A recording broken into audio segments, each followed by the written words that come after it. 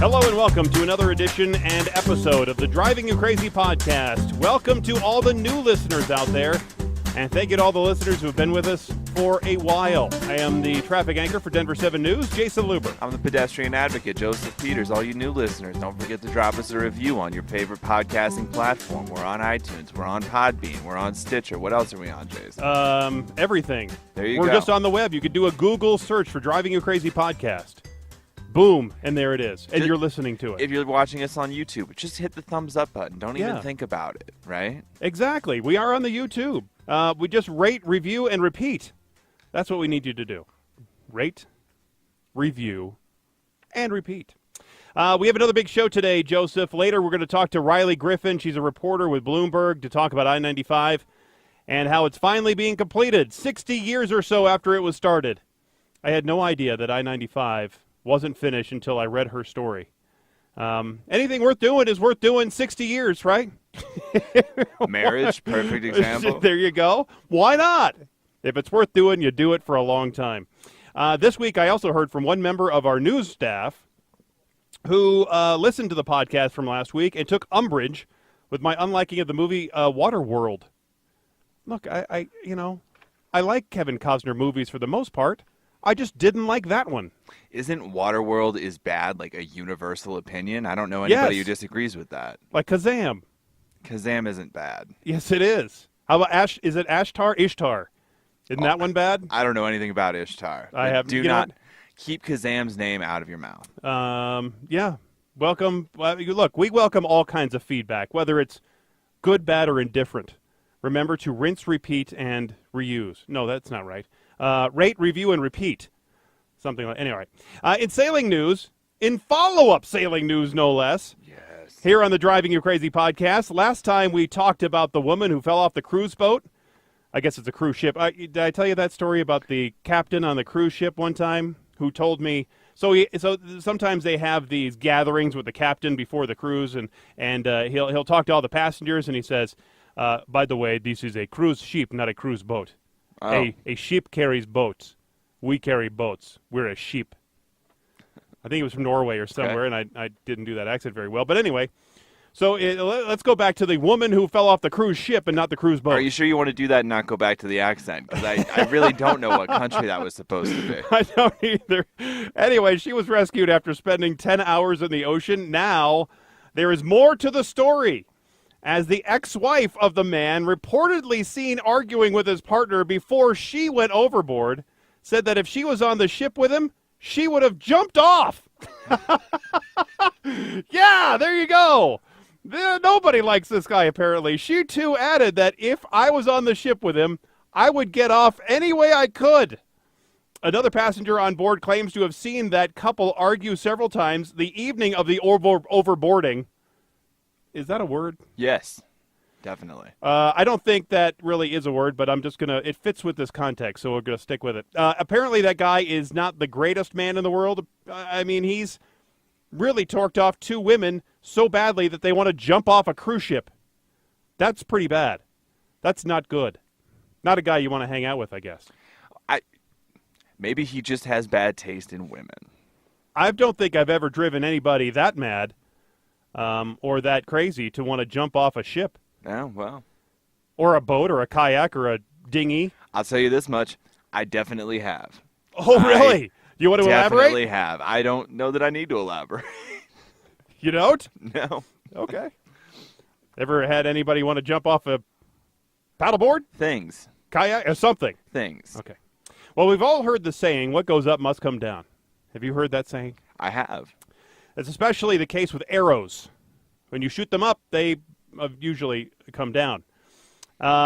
Usually somewhere you don't know where it's going to fall because you're just shooting it randomly in the air. Well, in Stockton, California, someone shot an arrow in the air, and it came down into the hood of a car waiting at a stoplight. The driver heard something hit her car and suspected it was like a dozen different things she thought it could be. All kinds of different things. She never thought that it was an arrow that was sticking out of the hood of her car. And, of course, the California Highway Patrol, being the killjoys that they are, warned locals that it should go without saying how unsafe it is to discharge weapons into the air. Well, That is cop speak, isn't it? Do you have to be more broad about it? Can't you just be like, look, don't do this. Yeah. Why are you doing this? That is what we need. Spokespeople from especially official police agencies to say, why are you doing this? Don't do this. Please stop. It could be that could be for gang shootings. It could be for shooting arrows in the air. It could be for driving in the left lane. It could be for a lot of things. Just we need more realistic, less cop speak police spokespeople. Don't you think? 100% agree. Yeah, I don't think they're looking too hard for the culprit. Apparently, there's something irresistible about wet concrete.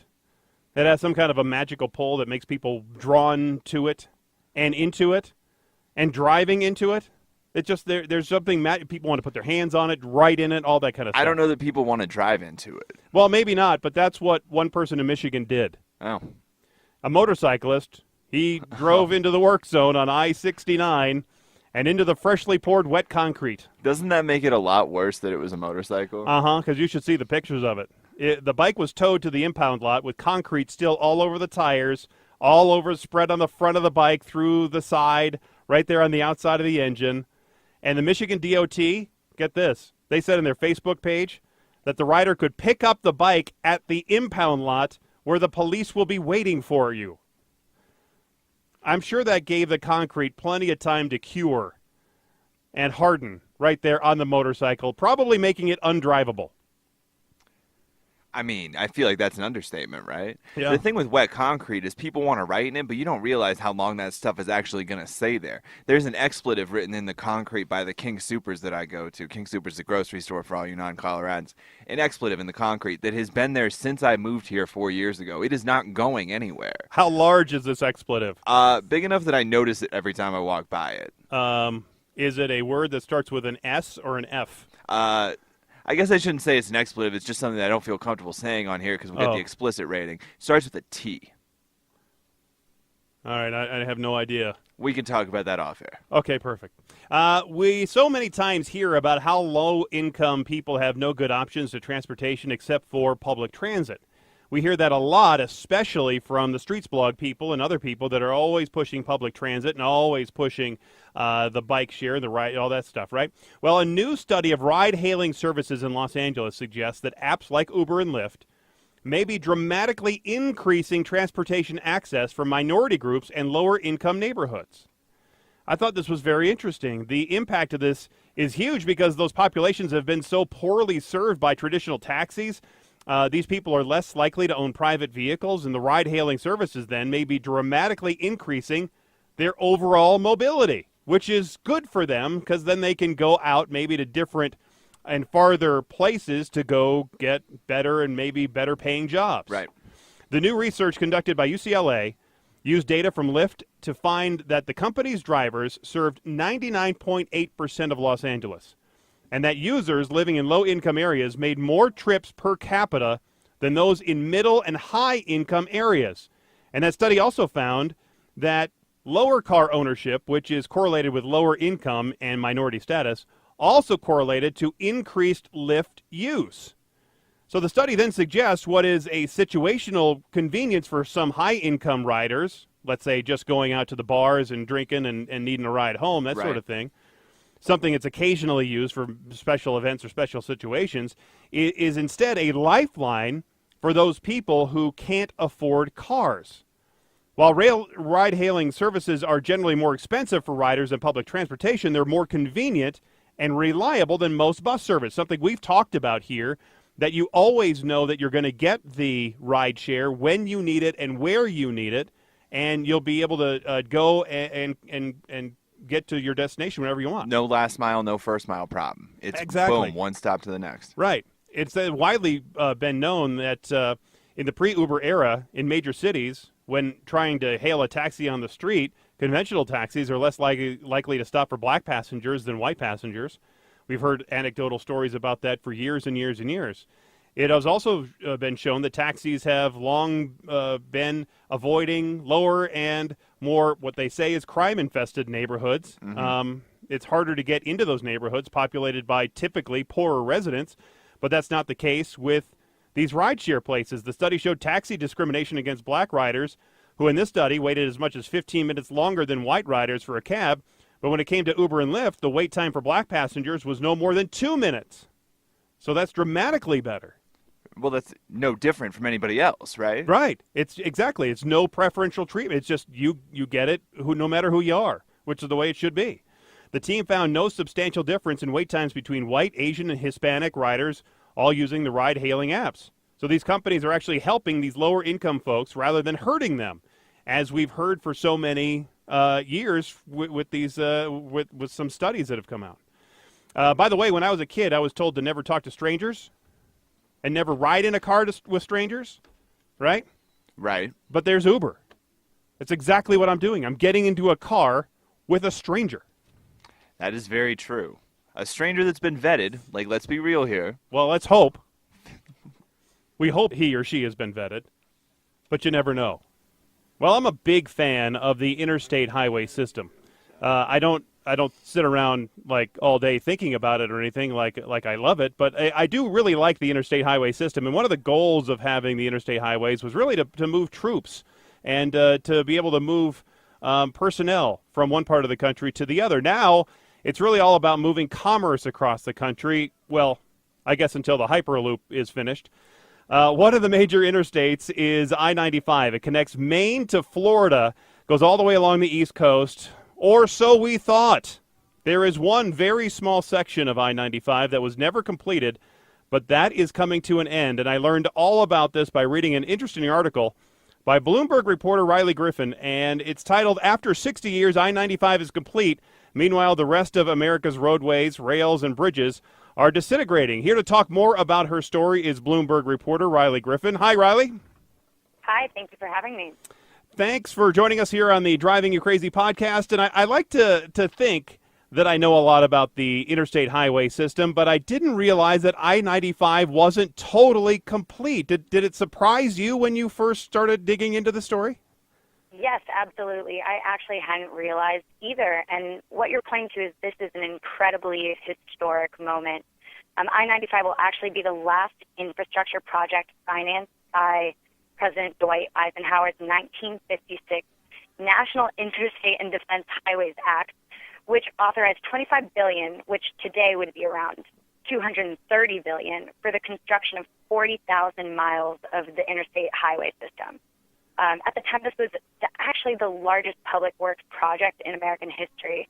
And so this is an incredibly historic moment that I-95 is going to be completed and create that seamless highway from north to south on the East Coast. Yeah, seamless, right. It's I guess if we have enough gas or enough charge in our electric car to get from one place to the next. Exactly. How did we get to this point where this little section of I-95 was never completed until now?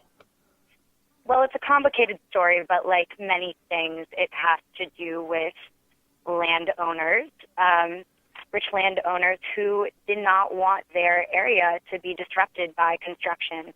And so back in the 1980s, there was local opposition in Mercer County, which is near Philadelphia. It's near Princeton, right on that Pennsylvania-New Jersey border. There was local opposition in this county to I-95 being built through the region and disrupting what people called the rural landscape. But the larger point to be made here is that ultimately it's a state decision to advance an interstate project. The Federal Highway Administration doesn't actually have control over a project like this. And a lot of the experts I spoke with said there's a natural disincentive for local government to be a leader in long-distance infrastructure, making a project like this hard to complete, even after 60 years. So, I mean, walk me through what it was like to get off at this 9-mile stretch in Pennsylvania, getting off the interstate for 8 miles and then getting back on. How did that affect traffic through these rural communities? Throughout time or today? Throughout time. Well, it's a bit complicated. So when Mercer County essentially pushed away this I-95 project, what had to happen was in 1982, Congress mandated the completion of the interstate using existing state turnpikes. But from 1980 through now, how people have essentially gotten from I-95 moving south to north is they've taken the road and ultimately been detoured to 295. This gets a little complicated, but there's a big arc that people are making. And unless you're a really savvy driver, you can get lost on these smaller roads and highways in an effort to get back onto 95 later. So the infrastructure today, in short, it's going to include the creation of flyover ramps, toll plaza facilities, environmental mitigation sites to protect nearby turtles, intersections, 6 overhead bridges, widened highways, but the most important part is that there are going to be new connections to the New Jersey and Pennsylvania Turnpike, which will essentially make 95 seamless from north to south. Is this going to be a similar situation? I don't know if you saw the movie Cars, but Radiator Springs, when Route 66 went the way of the Route 66 and they built the interstate highway in that movie, it just cut off that little community of Radiator Springs when everybody was sticking to the interstate. So is there a little community right there where people might have gotten off of I-95 and get back on and not taken that loop around? Is there a little community that's going to shrivel up and die now because that interstate is going to cut right through? No, not necessarily, just given that they're using the old infrastructure and rebuilding the old infrastructure. So essentially a part of the Pennsylvania Turnpike will now be redesignated as I-95, and a part of the New Jersey Turnpike will be redesignated as I-95. So there's not, in a large way, a community that's being cut off, and that was part of why it's taken so long to fill this missing link or fill the gap, is because there were a number of commission studies on environmental impact and community impact in order to proceed with the construction that was mandated in 1982. Well, and you talked about how this is the last piece of legislation that Eisenhower signed into law in the 50s. And it just goes to show how long some of these projects take to complete. Mm-hmm. What lessons can be learned, and how can we expect to accomplish similar projects going forward? Or is that even something that can be done with the amount of red tape that needs to be crossed now?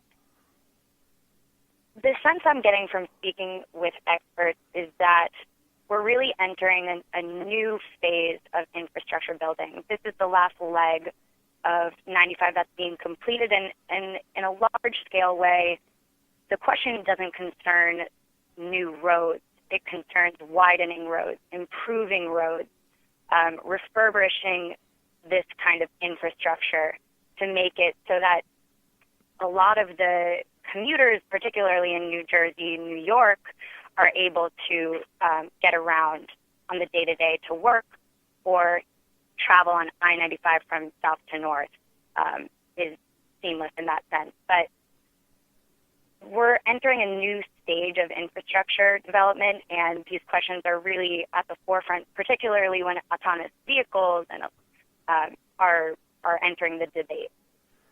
We're speaking to Riley Griffin, reporter with Bloomberg in New York, to talk about her story titled, "After 60 Years, I-95 is Complete. Meanwhile, the rest of America's roadways, rails, and bridges are disintegrating." Now, Riley, since the genesis of this podcast, we have talked about infrastructure improvements. We've talked a lot about how there are cities and states and the federal government looking for ways to make infrastructure improvements without just taxing the bejesus out of people.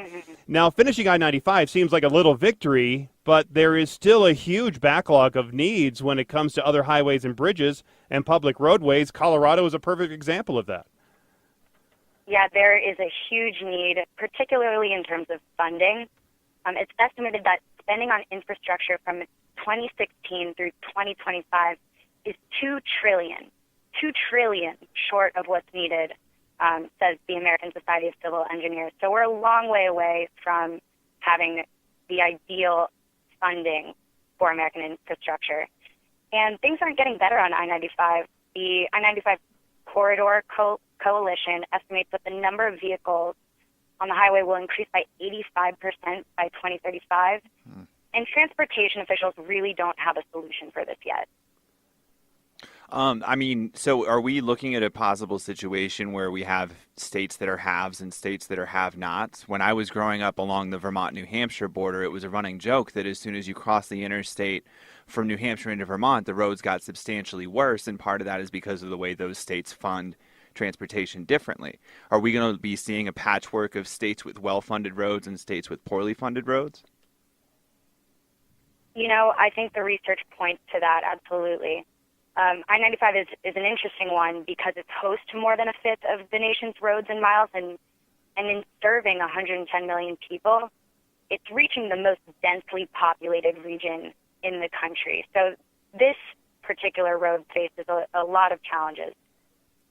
You mentioned funding, and here in Colorado, we haven't raised our gas tax since 1993. Funding for our infrastructure here hasn't really kept up, but in your story you mentioned New Jersey specifically, and the money issues that they've had with even funding any of their roads, even though they've increased their gas tax even a couple of years ago.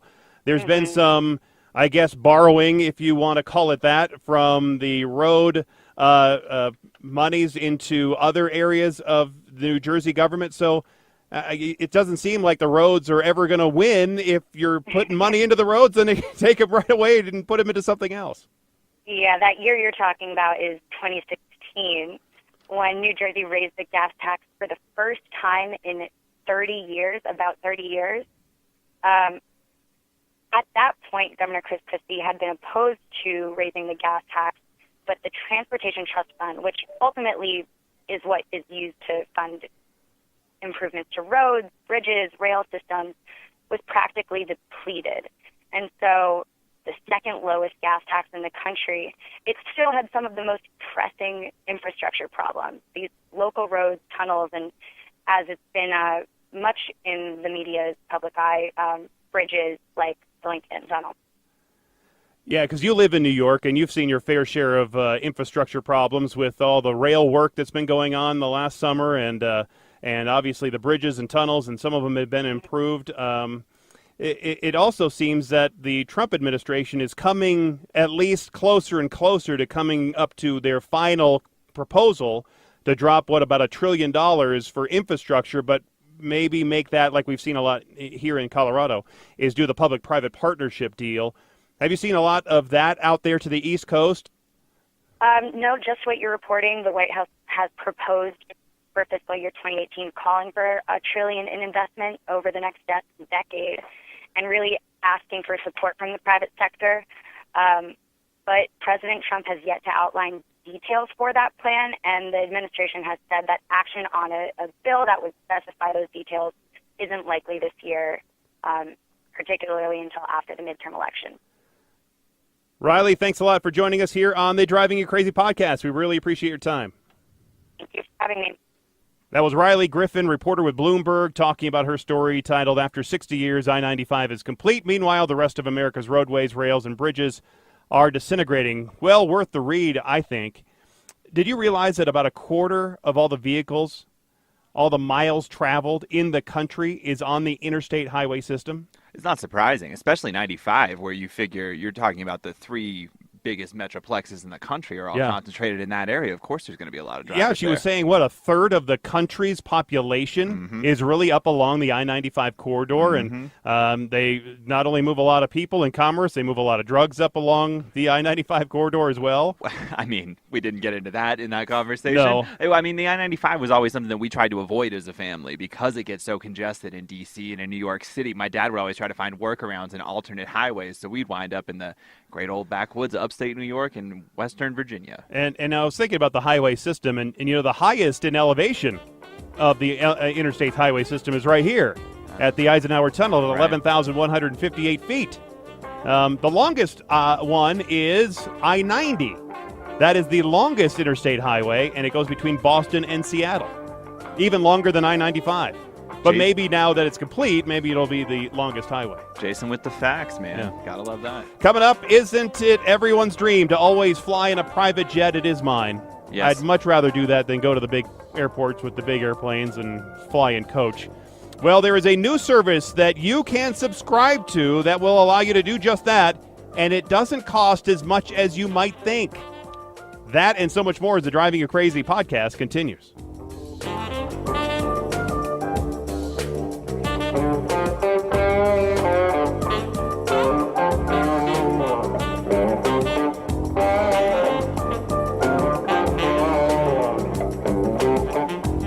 It's the Driving You Crazy podcast with your host, Jason Luber.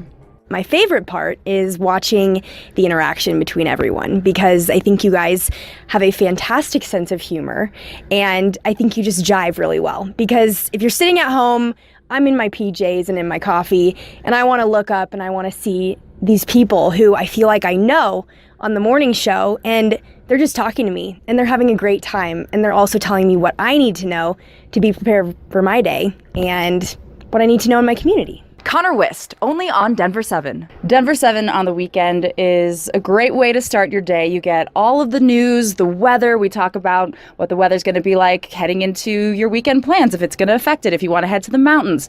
We have a good time, and we'd love for you to join us. Katie LaSalle, only on Denver 7.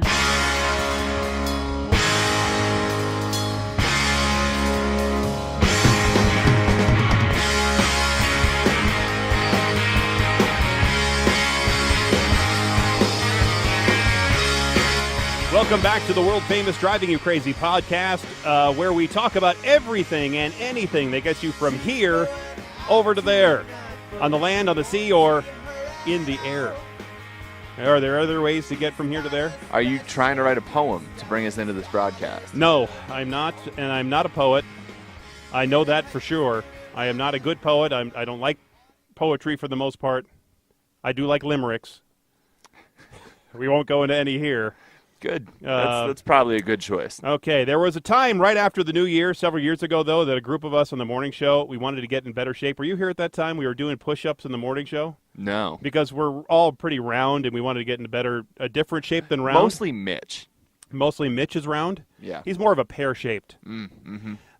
But we thought we could build up to 100 push-ups by opening day for the Rockies. Okay.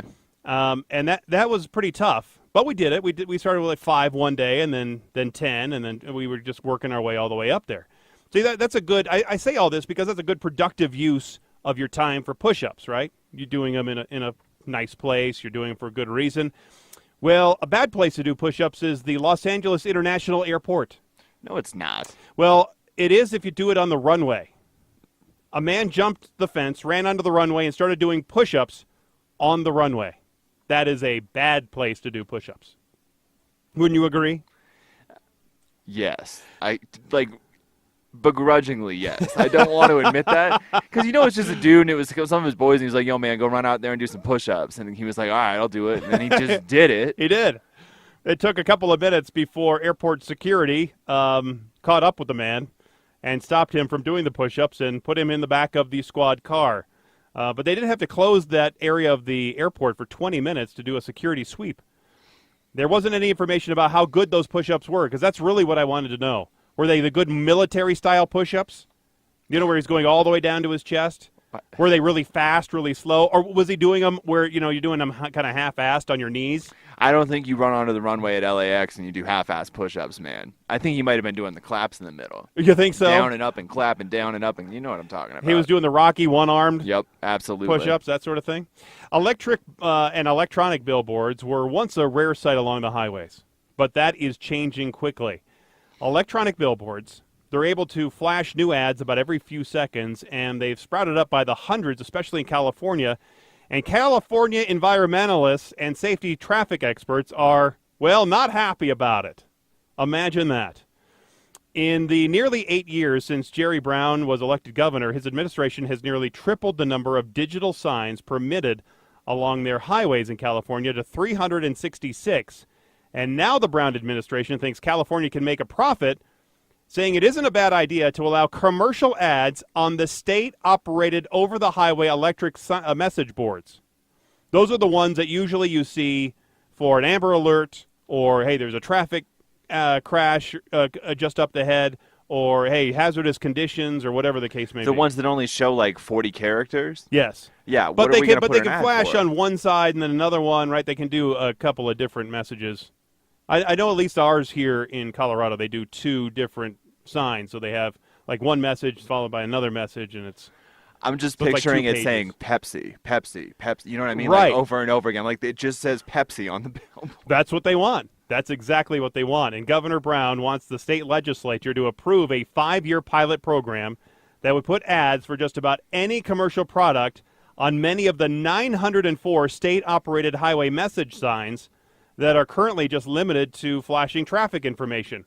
And this test program, they say, would generate maybe $10 million in revenue for the state of California over the first just 4 years. That is a lot of bread. Is that really that much money, though? That's, Well, maybe not for a state in California size. I was going to say it's for you and me, 2.5 it's a million lot. a year. Yeah. But hey, let's say you poured that money into new signs, new cameras, new something else that goes to the roads. Why not? Sure, you can pay for 1/4 mile of highway. Now, on the other side, there are many cities and counties that want to kill that measure, fearing it's going to take away their power to control the signage. Patrick Frank, he's a Los Angeles resident who's also president of the Coalition to Ban Billboard Blight. What? Ban Billboard Blight. The triple B. He says the new digital billboards would be an eyesore. Quote, "It's the world's worst idea. It's crazy. It's out of control. It's not financially necessary. We don't need advertising on our freeways. We're completely against it for aesthetic reasons, among others," unquote. This is not a man you want to get a beer with. No, no, I don't think so. Is he the founder of Ban Billboard Blight? I wouldn't doubt it. I would not doubt it. Maybe we should look him up. Don't you love neighborhood groups where it's just like one guy gets really mad about something, he finds 3 other guys who are just as mad, and all of a sudden they got a name and a logo and a website and a Facebook page? Sounds a lot like Hank Hill. Yes. Was just sitting around with his buddies, drinking a beer. Hank Hill does not get mad at billboards, though. Damn it, Bobby, wouldn't this be a good idea to get rid of those billboards? We should do the whole show like that. The proposal is also opposed by Jerry Watchell. He's a traffic safety expert who has done research for the National Cooperative Highway Research Program. The names of these places. At least that sounds like a legitimate organization. Now, Jerry believes the digital signs would make California freeways more dangerous. Get this. He says, quote, "There's no doubt that it would add to distracted driving. It takes the driver's eyes off the road, and depending upon how effective the beer ad is, it may take the driver's mind off the road as well," unquote. Who said this was going to be a beer ad? Exactly. Just he does. making facts up over here. He thinks that it's all going to be Coors Light and Heineken and whatever up there on the sign. Hey, if you're going to drink and drive, drink a Budweiser. You know, that's not going to happen. I think that one was rejected. Probably. But people are going to be then just as distracted if they're reading a sign about, hey, it's a poor air alert day. Or, hey, there's a crash up ahead. You might want to get in the left lane. I mean, why are we chicken littling this? Like, there have been billboards for 40 years. Not many people have gotten so distracted that it caused a crash. So why is this new billboard going to cause more problems than the old one did? Because they don't want to see advertisements. They don't want to have any Tom, Dick, or Harry and David have their ads up there on these billboards. That's exactly why. I say let Harry and David have all the ads on all the billboards they want. Get all the pears you can stand to eat. Maybe they can make $5 million a year off it instead of 2.5. Exactly. You have to get the higher end advertisers. Probably not Harry and David. Maybe, I don't know, IBM. They have some money. Google. You know who it would They have be? some money. It's definitely just an accident attorney. Like, definitely Frank Azar. Yeah. Yes, exactly. Did you just get into a crash? Call me now. Right there. That's a perfect opportunity for all these ambulance chasers to have their ads over the highways. Can you imagine? Cause a crash. I'll give you a $500 credit just for calling me. Are you injured? Come to Cedars-Sinai Hospital. Right? Isn't that the way it should go? We'll come to you. Oh, my goodness. Did you just get into a crash? Here's the phone number for the ambulance service that you need that you're going to need to come take you to the hospital. And Frank Azar's just waiting inside with his arms folded like, how can we do business? Exactly. I think it's brilliant. Are you hungry? Exit here and eat at Frank's Bait Shop. What about that? Something like, no? Sure. You know, I mean, all that is available. Well, Caltrans spokesman Mark Dinger, he said traffic safety issues would be paramount for the agency if a test program is tried, although the pilot would be intended to assess revenue-generating possibilities from the advertising. Caltrans's primary concern would be any potential for safety impact on the motoring public. Any such impact would cause the immediate and permanent discontinuation of the program. There's a lot of big words in that. That was a written statement, not something he said out loud, hence all the big words. Right. Nobody writes or nobody actually talks like that. Nobody. I'm still, I guess, a bit mixed on it overall, because on one hand, if the state can make some money, sure, go let them make some money and put it into some other transportation stuff. As long as it would stay with the roads and it would pay for, like I said, maybe another sign or a couple of cameras. It's obviously not going to pay for a lot because road construction is so expensive, but it could pay for a few things. Correct. It's pointless, but sure, make a few extra bucks. Why not? But as a driver, I'd also don't want to be driving on the interstate and see an ad for Coors or the Broncos or what the Patriots or whatever the case may be. I don't really care. I don't want to see that. Get over it, first of all. But like really, I mean, the only way this poses a real problem is if all of a sudden we're not putting up Amber Alert information because of the ads, right? If it turns into a situation like you have here where, oh, you can cut into certain programming, but if you want to cut into this program, don't do it. If we're talking about, oh yeah, this advertisement is fine, put up the Silver Alert information. That advertisement needs to go though, so let's make sure we get Pepsi on there for 5 minutes. That's going to be a problem. But that's also a really common sense thing that I don't even think is going to come up. If there's an Amber Alert, put the information out there. If it's not. But how long do you leave the Amber Alert up? How long do you leave a message that, hey, there's poor air quality and everybody's supposed to stay inside? How long do you say that the fire is closing down this one stretch of highway? So Amber Alert, leave it up in perpetuity. Fire, same deal. Air quality alert, why? They do that here? I went outside, I breathed. It wasn't easy. Boom. I just gave myself an air quality alert. Yeah. No, look, I agree with some of that, but it's a balancing act that those folks at the Department of Transportation in California would have to figure out. Are they going to leave it up there? Are they going to have pressure from the advertisers to not block their ads? And if they do, for how long they block them, will they then get a credit? The advertiser get a credit for not having to pay for the advertisement that day. Well, and you know this $2.5 million in revenue is just going to pay for people to manage the advertising program, so why are we even talking about it, right? You're probably like all that profit's going to get wiped right out. It's going to give somebody a job, though. There you go. Maybe me. Maybe I can be the person that'll operate those things, and I will collect $2.5 million. How hard is it to sell that advertising? Hey, there are going to be a lot of people driving by this every day. Oh, yeah. Oh, that's a no-brainer. Mm-hmm. That's a definite no-brainer. And it would be interesting to see if it's going to be just the big companies or they'll allow some of the smaller companies, maybe a mom-and-pop shop like, Frank's Bait Shop to advertise. I love micro-advertising. Like, I very much want people to just buy, like, spots on our television station for one day just to advertise their lost dog. We had a man call, and he was like, I'm prepared to offer you a very large amount of money to get the word out there about my lost dog. Really? And I transferred him. I was like, let me wash my hands of this. I don't need to hear that. But come on. Like, why not let... Like, if James lost his dog and has $25,000 and wants to run commercials all day or buy billboard space, let James do it. Sure. I'm all for it. I mean, I would think the advertising department here on the 4th floor would take anybody's money. They don't care. It's money. Money is money, right, for them? Sort of. I mean, they won't. I don't think they'll do the Pleasures dudes anymore. I think we wiped them off the air. They won't take their money. That's a story for another podcast. That's a different podcast, right? Anyway, flying commercially can sometimes be a real drag, right? Yep. It isn't the dream of most people to fly on a regular commercial jet, but it is the dream of most people to fly on a private jet.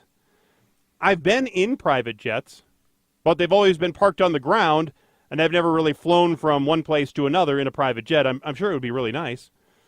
Well, there is a couple of companies that maybe NetJets is one of them. I know there's some other ones that actually fly private jets for hire.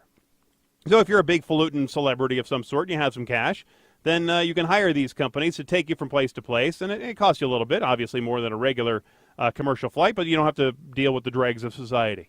And I don't know why there's more people that are celebrities that don't do that, and then they don't have the TMZ hanging out at the airport asking them all kinds of questions as they're trying to get into their car, right? Well, anyway, there is now a new company called Aura, based out of Florida, that's going to operate as a semi-private boutique airline. They're going to offer flights priced at about business class rates on a limited number of set routes aboard aircraft that depart and arrive at private, small, general aviation airports, like the one we have here, Centennial Airport to the south of Metro Denver, and the one like Rocky Mountain Metro Airport just to the north up in Broomfield. And being in the helicopter as long as I have been, and flying out of Centennial and Rocky Mountain Metro, it is a dream. You just park, walk into the little like TAC Air and Jet Center. They have these little terminals, if you will, but you walk into this lobby area, go up to the counter, hey, I'm on that flight, and you walk right onto the tarmac and into the plane, and off you go. Honestly, within about a half an hour, you could park, grab your stuff, go in, get onto the plane, have it ready on the taxiway, and off you go. Boom. I'm in. It is basically that easy. You can avoid all the checks and all that stuff. And I don't know how they would do any kind of security if they would abandon that altogether. I mean, who needs it? They don't do it right now because when I was flying the helicopter, you just walk right into the helicopter and off you go. I mean, we could be in the air, honestly. As soon as I arrive and I walk up there, 5 minutes later, we're already in the air. Mm-hmm. Well, anyway, so they're going to offer these flights on this airline, but they have a membership element as part of this. A $250 monthly fee. It will lock in your fares at half of the price of what non-members will pay, and it's really an interesting idea. So here you go. One thing about okay. Now the one thing that's going to help Aura is that they're acquiring this fleet of 5 to 10-year-old Bombardier CR700 aircraft. They're about, I don't know, they're smaller than your typical big aircraft. Usually they're configured for about 75 people, but they're going to scale that down with the way the seats, and they're going to have a passenger load of about 29 or 30. There's going to be 2 sections in the aircraft. They're going to have first and wave. Now, I don't understand why they named them that, and it's odd because they put the first section in the back of the plane, okay. And wave, that section, is in the front of the plane. Now, in the first section, located in the back, they're going to have 21 seats. They say they're going to be wider and have more leg room than any other U.S. domestic airliner's first-class section.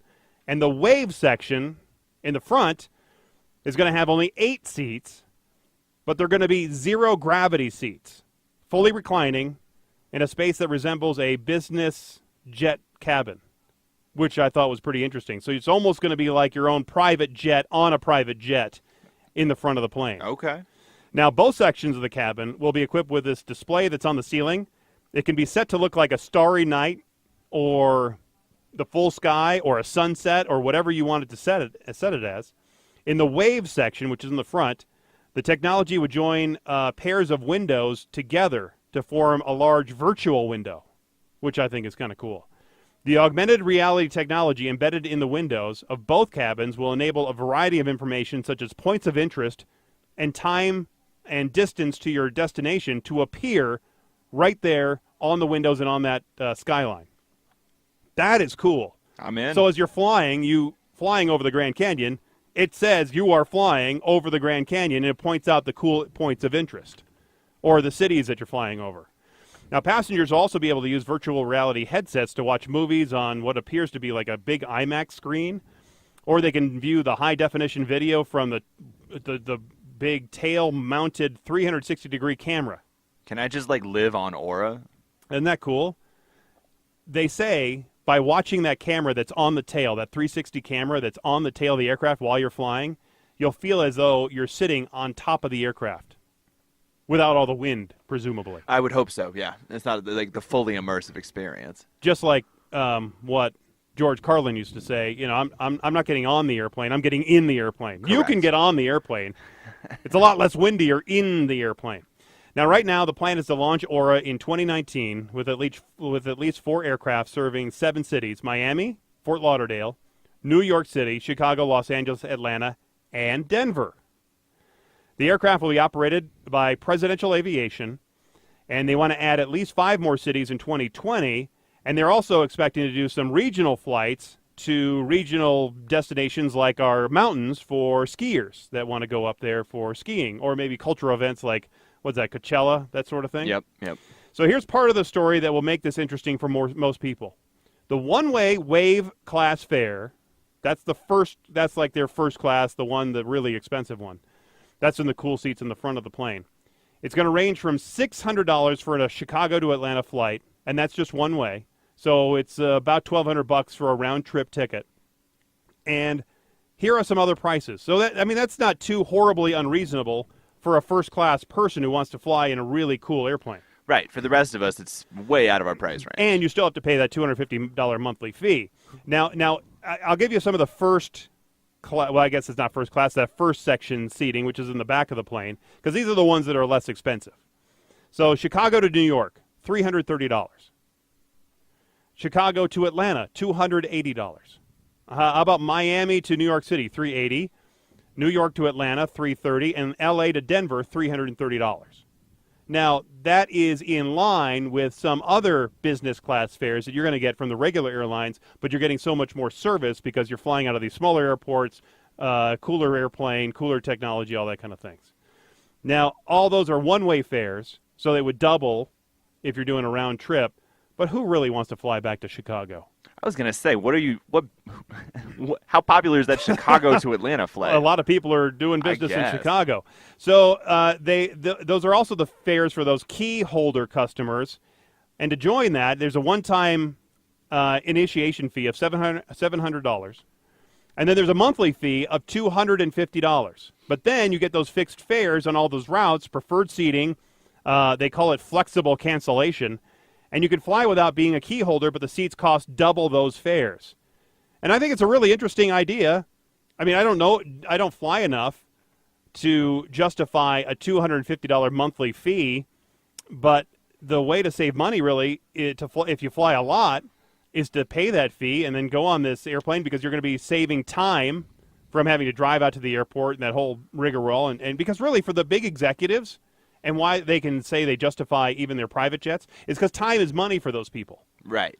By the way, the travel blog 1 Mile at a Time describes Aura as a great idea that has no chance in hell of ever getting off the ground. So we'll be following that story through 2019 to let you know when that Denver to LA flight finally launches. I'm going to put that on your credit card, actually, and we'll test it out. Oh, here's my company credit card. Boom. Thanks, Uncle Scripps. I already have to. I was just charged again for the second year of hosting on Podbean for the podcast, and so I just got the notice from Papa Scripps that I need to fill out some paperwork so they can send off the correct payment to Podbean, and we can keep hosting this podcast here on the old internets. I'll tell you what, I will take Frontier to Los Angeles, and then I'll take Aura back, and I'll let you know which one I liked better.